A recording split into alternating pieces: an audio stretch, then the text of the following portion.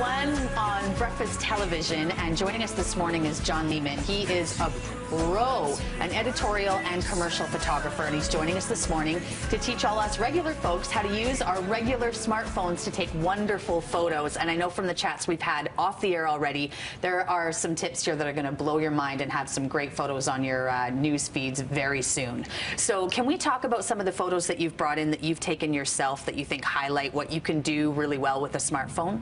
Yes. So the cameras that are in phones now, like the iPhone, the quality is so good. They're actually better than the first digital cameras I used as a photographer. Wow. And so it's also great because it's always with you.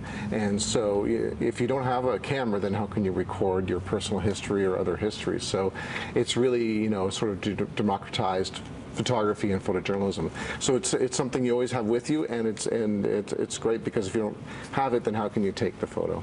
Great. Let's see some photos that you've taken that you're particularly proud of. Obviously, I bet you'd prefer to work with a super professional. You did not take that with a smartphone. I did. I was having dinner down at the Cactus Club, down at by the new convention center, and I was sitting with somebody, and they actually said, "Wow, look at the sun." And I turned around, and I only had my phone, my smartphone camera with me, and so I ran outside and was able to take this photo, which apparently recently ran in an advertising campaign for Apple, actually. So the hipster question here is, did you use a filter?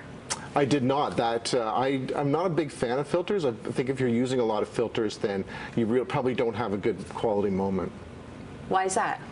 I think people overuse filters to make up for a lack of content in the photo. So when you're taking photos, it's really important that you're capturing moments, and that's what will resonate with people. And that's what you've captured here? So what bridge is that? That's the Golden Gate Bridge in San Francisco, and this, is not necessarily a moment, but there's a lot of creativity involved. And again, there's no filter, but I was able to use one of the apps designed for an iPhone that allows you to shoot like a macro photography, and so I've captured, the Golden Gate Bridge in the raindrops of the image. Great. Another photo? These are all photos that you can take with your smartphone if you have a little bit of creative spirit in you, or just of your family, Yeah. That's beautiful. Where's that? So I was flying between Vancouver and Saskatchewan, and we were somewhere over Alberta there. And for some reason we were quite low, and I guess for weather.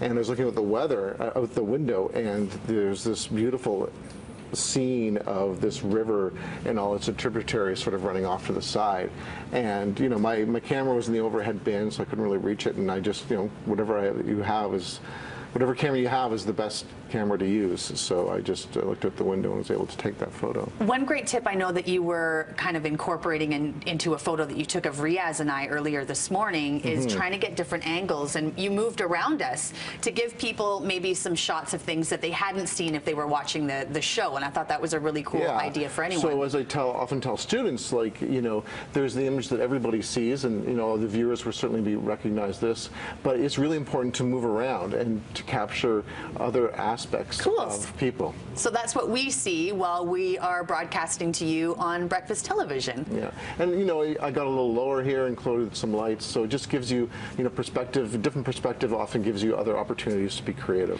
Now, if you're taking photos with a smartphone, is it a good idea to hold your phone upright, sideways, any way you want, or what's your hottest tip on how to hold it? If you're taking it for Instagram, it's going to be a square photo anyhow. It doesn't. There are settings on your smartphone to make sure that your photos are better adapted to Instagram. So really, it doesn't really matter. It's going to be square either way, right? But if you think about it, I think for the most part, it's really important that I think people take them horizontally, especially video, because when we look at video or photos on mobile devices or on our laptops or on TV, it's best if it's horizontal, because that's how our eyes see it.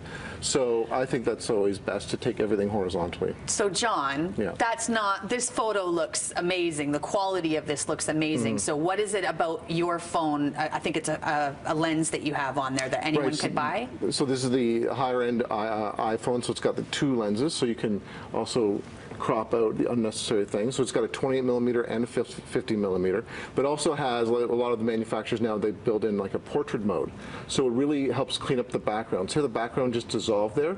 So it uses software to put the other pieces out of focus and sort of like a fake bokeh. And make you look better. Can we have one app suggestion for anyone who wants to kind of step up their game on their smartphone? What I would you strongly suggest this. This is the manual app, and it will shoot RAW and JPEGs. It also incorporates the dual lens, so you can zoom in, and it also, what's the best feature is that it allows you to totally manually focus. Amazing. Well, John, thank you so much for your tips, and all the best with all your photography this summer. I'm sure with this weather you're taking some really good ones, and we hope that you take some great shots as well with your smartphone after these great tips.